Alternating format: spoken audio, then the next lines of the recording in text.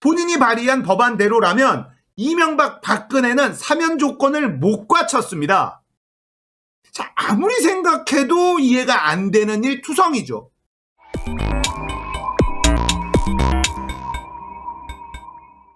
안녕하세요. 딱딱하고 재미없는 뉴스를 쉽고 재밌게 꼭꼭 씹어드리는 시사건건 홀수영입니다. 자, 이번에 다룰 이야기는 이낙연의 사면 건의에 대한 정청래 의원의 일침 이야기입니다.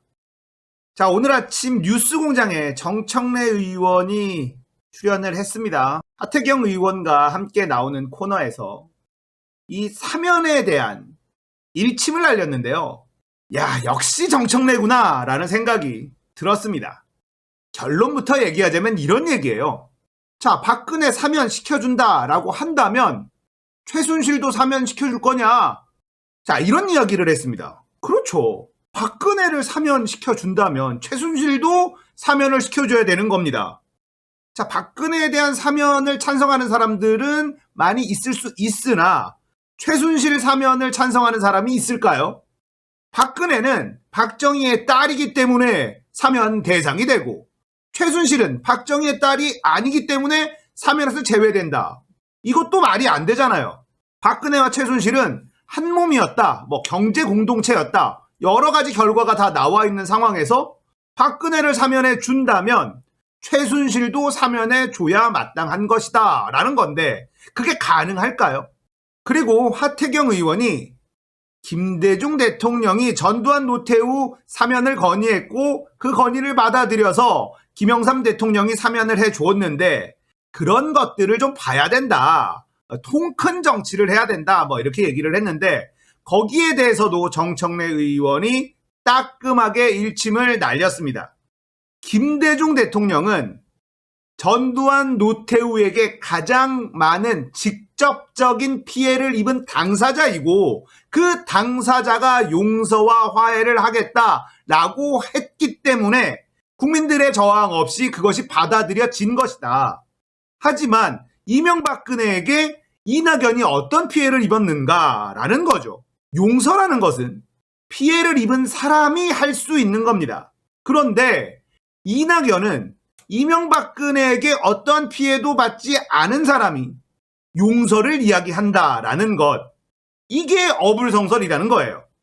지금 민주당 지지자들의 민심은 이낙연 당대표의 사퇴를 요구하고 있어요. 하지만 절차적으로 그게 그렇게 간단한 일은 아닐 겁니다. 자, 어제 이 청년들이 민주당사에 찾아가서 이낙연 대표를 만나려고 시도를 했습니다. 하지만 8시간 반 동안 만나주지 않았다고 합니다. 면담 요청서 한 장 가져간 청년 학생들에게 얼굴 한번 비추지 않았다는 것이죠. 참 납득이 안 되는 일들이 계속해서 이어지고 있습니다. 자, 그리고 또 서울경제에서 이런 기사가 났네요. 이명박 박근혜 사면 제안한 이낙연 노무현 땐 사면 제한법 발의를 했다. 2005년 야당 원내대표 당시 노무현 대통령 사면권에 제동을 걸었다. 노무현 대통령 측근 강금원 회장 등 사면에 남용 억제해야 확정 판결 1년 이내 형기 3분의 1 안 지나면 사면 불가. 이런 법을 발의를 했다는 거예요. 본인이 발의한 법안대로라면 이명박 박근혜는 사면 조건을 못 갖췄습니다. 자, 아무리 생각해도 이해가 안 되는 일 투성이죠. 자, 본인이 사면권을 남용해서는 안 된다라는 법안을 발의해 놓고 갑자기 뜬금없이 이명박 박근혜 사면을 거론한다는 것이 정말 납득이 안 됩니다.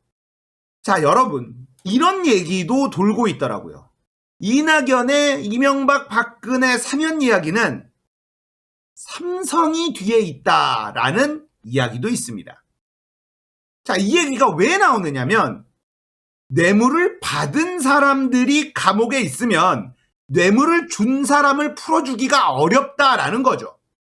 그래서 미리 이명박 박근혜 사면 이야기를 꺼내놓고 이거를 공론화한 다음에 사면이 될 수 있다. 이재용도 풀어줄 수 있다. 이런 식으로 가는 것 아니냐라는 음모론도 있습니다. 워낙에 이낙연 대표의 행보가 이해가 되지 않는 것 투성이다 보니까 이런 음모론까지 나오고 있는데 이게 아주 가능성이 없는 이야기처럼 들리는 것도 아닙니다. 이낙연 대표의 정말 이해가 되지 않는 이번 행보, 뭔가 이유가 있을 것 같기는 한데 그게 뭔지 알 수가 없으니 답답하기만 합니다. 자, 이런 얘기만 하면 계속 짜증나고 화만 나니까 기분 좋은 이야기 하나 해드릴게요. 뉴스에는 거의 나오지 않는 이야기. 이 감염병 사태에도 엄청난 성과를 거둔 2020년 대한민국 수출액 4년 연속 5천억 달러 돌파했고요.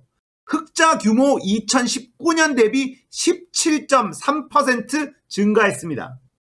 WTO 통계에 따르면 대한민국 수출은 10대 수출국 중 4번째로 양호하다. 홍콩, 중국, 네덜란드, 한국 순인데요. 단 홍콩과 네덜란드는 중개무역으로 재수출 비중이 매우 높은 나라다라는 거죠. 모두 연간 최고 수출 실적을 달성해버렸습니다. 품목별로도 선전했는데요. 반도체 역대 2번째 실적을 거뒀고요. 컴퓨터 99년 이후 최고 증가율을 보였고요. 바이오 헬스 사상 첫 100억 달러 돌파했습니다. 2차 전지 5년 연속 연간 최고액을 경신했어요. 신수출 품목이 발굴되고 수출 품목이 고도화됐습니다. 시스템 반도체, 진단키트, 친환경차, 화장품, 농수산식품 등. 그리고 제가 가장 주목한 대목인데요. 내용이 좋다. 어떤 내용이냐? 중소중견기업의 수출 비중이 높아지면서 탄탄한 경제 구조로의 개선이 이루어지는 중이라는 신호입니다. 이런 데이터가 나왔는데요. 중소기업 수출 비중이 2018년 17.4%에서 2020년 19.5%로 증가를 했고요. 중견기업 수출 비중은 2018년 16.7%에서 2020년 17.4%로 증가를 했습니다. 내용이 좋아진다는 거죠. 대한민국은 수출 위주의 성장을 하는 나라이고 대기업이 워낙에 많은 비중을 차지하고 있어요. 하지만 일자리들은 대부분 중소 중견기업이 담당하고 있거든요. 이들의 실적이 올라가야 대한민국 경제의 체질이 튼튼해지는 건데 문재인 정부 들어서 이런 체질 개선이 이루어지고 있다는 데이터가 나왔다는 거죠. 뉴스엔 나오지 않아요. 거기다가 수출 단가가 높아졌어요. 그러니까 싼 물건을 많이 파는 게 아니라 비싼 물건을 팔게 됐고 대한민국의 이미지가 굉장히 높아졌기 때문에 메이드 인 코리아라고 하면 프리미엄 브랜드라는 인식이 전 세계에 생겨나가고 있다는 겁니다. 자, 이렇게 2020년도에 대한민국 경제가 수출 쪽은 굉장히 잘 해냈습니다. 이런 이야기는 뉴스에서 볼 수가 없죠. 왜냐? 문재인 정부는 망해야 되거든요. 언론들은 문재인 정부가 잘하고 있는 걸 절대로 기사로 쓰지 않습니다. 언론 개혁을 해야 되는 이유 왜인지 조금은 아시겠죠?